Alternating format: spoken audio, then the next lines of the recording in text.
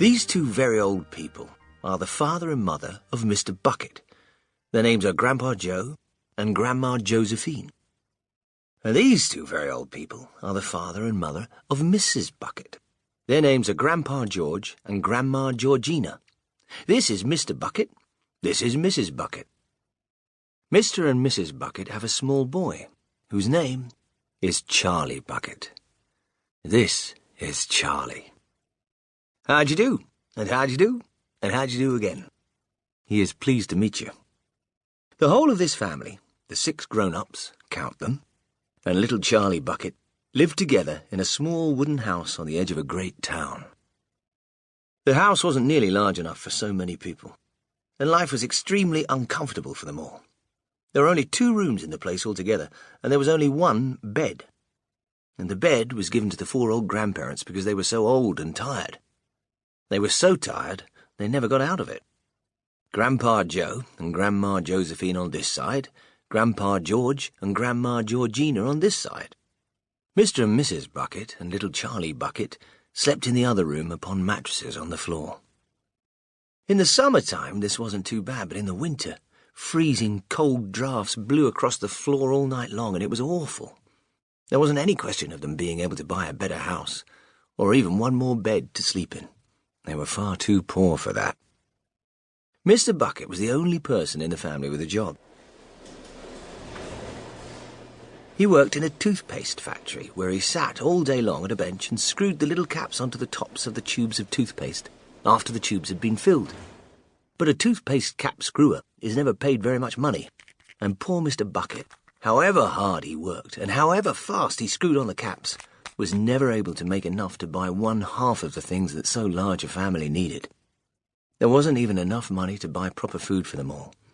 The only meals they could afford were bread and margarine for breakfast, boiled potatoes and cabbage for lunch, and cabbage soup for supper.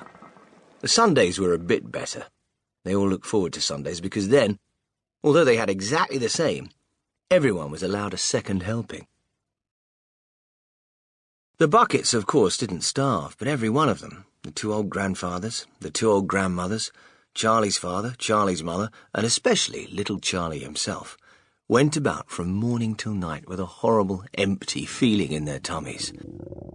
Charlie felt it worst of all, and although his father and mother often went without their own share of lunch or supper so that they could give it to him, it still wasn't nearly enough for a growing boy.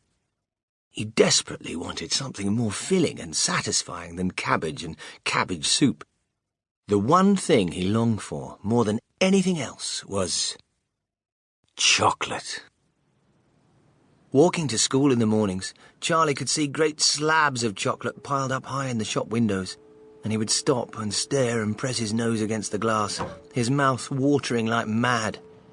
Many times a day, he would see other children taking bars of creamy chocolate out of their pockets and munching them greedily, and that, of course, was pure torture.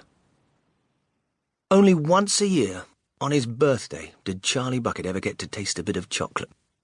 The whole family saved up their money for that special occasion, and when the great day arrived, Charlie was always presented with 1 small chocolate bar to eat all by himself. And each time he received it, on those marvellous birthday mornings, he would place it carefully in a small wooden box that he owned, and treasure it as though it were a bar of solid gold, and for the next few days he would allow himself only to look at it, but never to touch it. Then, at last, when he could stand it no longer, he would peel back a tiny bit of the paper wrapping at one corner to expose a tiny bit of chocolate, and then he would take a tiny nibble, just enough to allow the lovely sweet taste to spread out slowly over his tongue.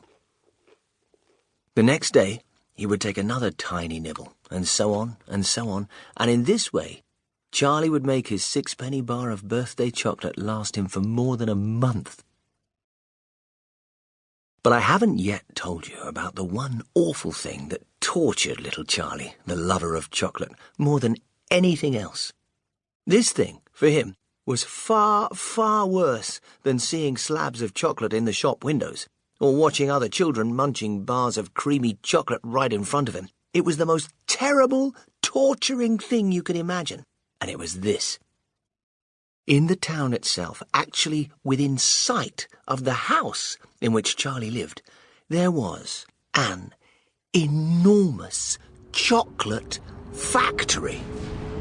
Just imagine that.